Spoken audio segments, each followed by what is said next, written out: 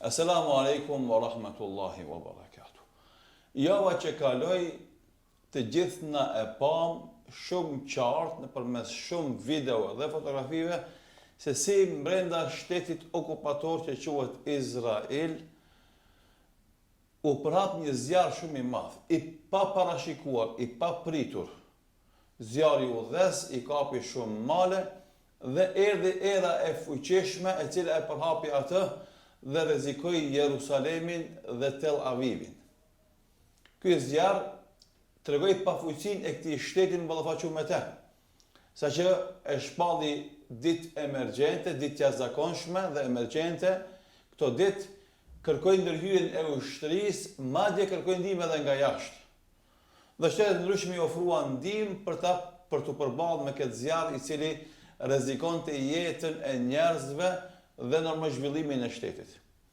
Tani parashtrohet dilema pse bashkë ky zjarr erdhi në këtë kohë atje, ku akoma nuk është verë dhe akoma nuk kanë temperaturat aq të larta saqë do të nisen këto zjarre me kaq të mëdha. Dikush atje, sidomos pushteti, tentonte ta ndërlidh me sabotimin që mund ta bëjnë opozitarët apo dikush nga palestinezët. Megjithse për gjithë asaj që kemi lexuar nuk është pa se ka ndonjë rast konkret, ndonjë dëshmi konkrete se dikush ka qenë iniciator ose shkaktar i këtyre zjarreve.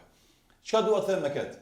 Dua t'i kthehemi asaj që ne shpesh herë kujtojmë se është e vogël ose e pakët ajo që e bëjmë ne.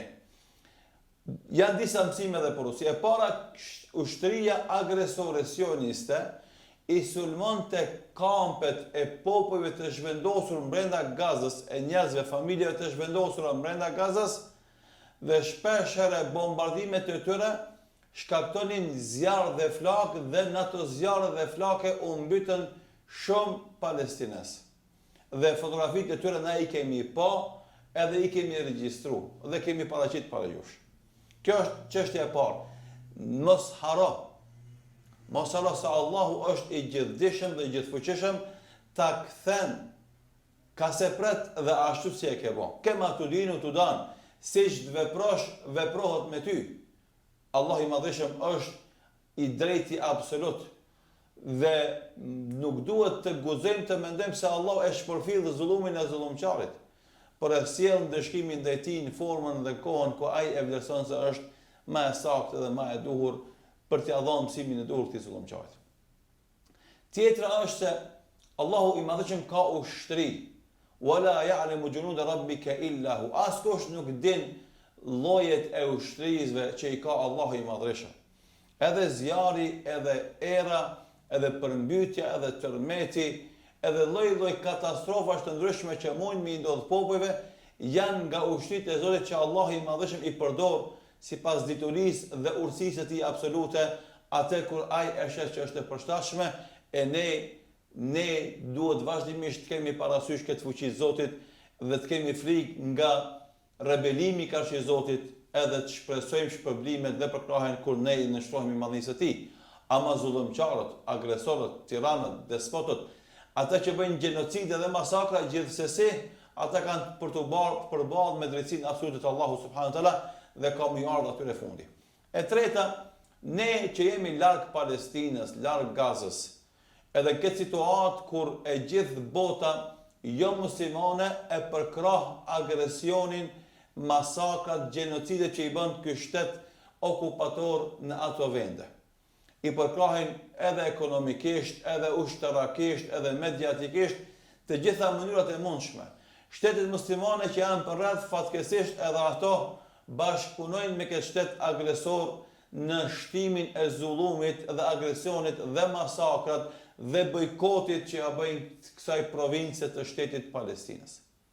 E na që jemi larg, kur shtetet muslimane, shtetet arabe, bota, thojza demokratike, liri dashëse, nuk reagonin të në çka mujmë me bëna na. Dhe na e kemi të regu vazhdimisht se ne mund të bëjmë dua, se ne mund të japim ndihmë humanitare, se ne mund të sensibilizojmë opinionin, se ne duhet të flasim vazhdimisht për këtë çështje, se ne duhet të dimë ka të rreshtojmë kështu më radhë. Edhe kur i themin ato fjalë, shumë njerëz thonë po, kjo është më demagogji, se nuk është ndihmë konkrete. nuk e ndihmon konkretisht për atje. I themi kjo nuk është e vërtetë. Dhe njëra prej argumenteve tona është edhe kjo flak, ky zjarm që po ndodh atje në tokat e okupuara palestineze. Duatet tona, do thotë, janë ato që e mbrojnë popullatën e Gazës nga shumë bomba, raketa që nuk kanë shpërthy ku kanë rrallë tokë, dhe janë përgjigjet e duas tona ajo që ndodh, Allahu i shkatroft agresorët zullumçarët dhe e çon zjarmin dhe pengon qarkullimin dhe lëvizjen dhe merr një numër të madh të ushtarëve për të fikur zjarmin dhe rrezikon muzeun e ushtrisë dhe rrezikon shumë kazerma dhe shumë ushtarë dhe pengon qarkullimin mes qyteteve. Këtë kjo për ta dobësu fuqinë ekonomike, ushtarake, politike që ka ky shtet agresor që okupator në këtë tokë Palestinës. Dhe është përgjigje lutjeve tona.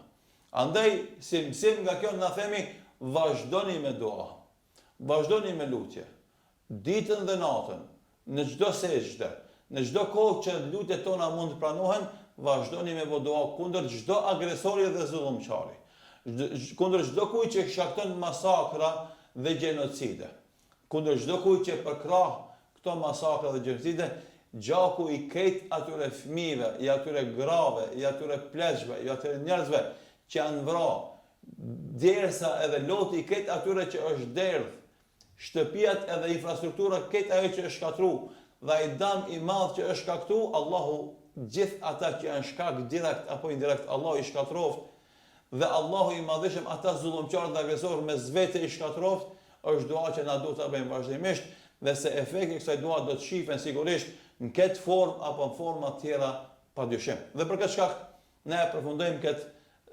rrëfim tonin, këtë tregim tonin nga zjarri që ndodh në Palestinë, në tokat okupuara nga agresori sionist.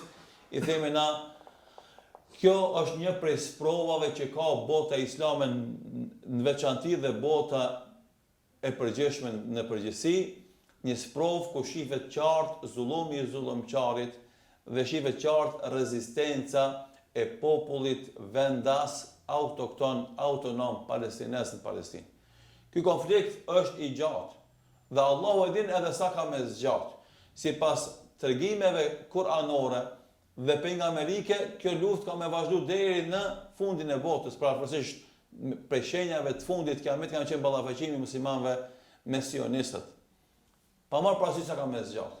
Në fund e vërteta ka me triumfu. Në fund çdo gjë me besimtarët ka më rreshtu. Dhe këta agresorë s'kan me pas ndihmë prej askujt, madje as objektet e ngurta s'kan mu ndihmu, edhe ato kanë me tradhtu. Pse?